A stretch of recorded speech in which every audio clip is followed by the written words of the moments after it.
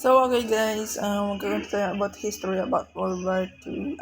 World War I, okay? Gusto niyo World War I? Iba naman, okay? Ang inakala lang ang So, okay. Ang World War I ay isang maduwang na banal na pumatay sa mahigit 14 million tao sa Europe. Itong isang maduwang na banal. Ang sabi daw kasi, may isang binata na pangalan ay Gabriel Princip ang pumatay sa isang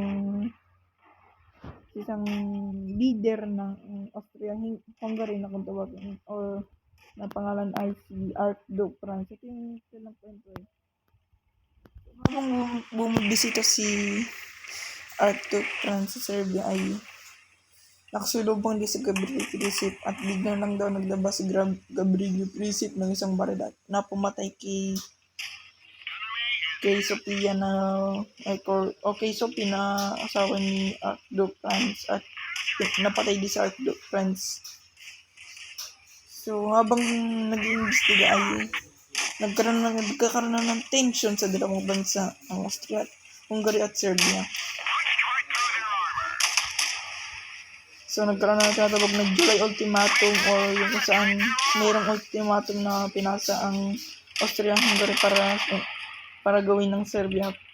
Pero isa lang dito ang tinanggihan ng Serbia at yun ay pakipagsali ng Austria-Hungary sa investigasyon sa pagkamatay ni Archduke Franz.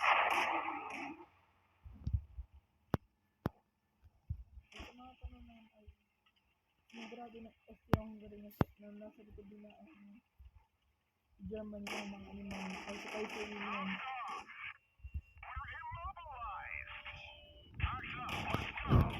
Grado nila ay bilang natake ng Serbia at sumali na rin ang si Kaiser Wilhelm o yung Germany at sumali na rin ang Russia, sumali na rin ang France, Britain at kung ano pa.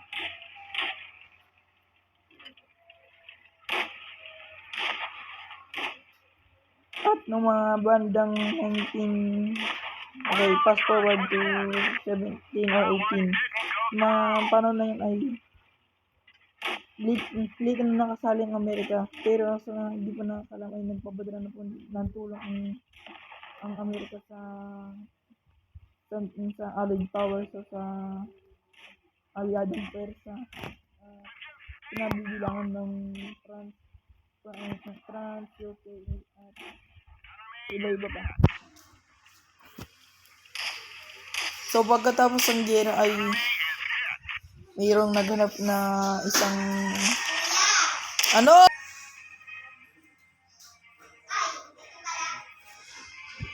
So yun na mga guys, please like, share, and subscribe. At ang ng virus na expand. Kwento ko.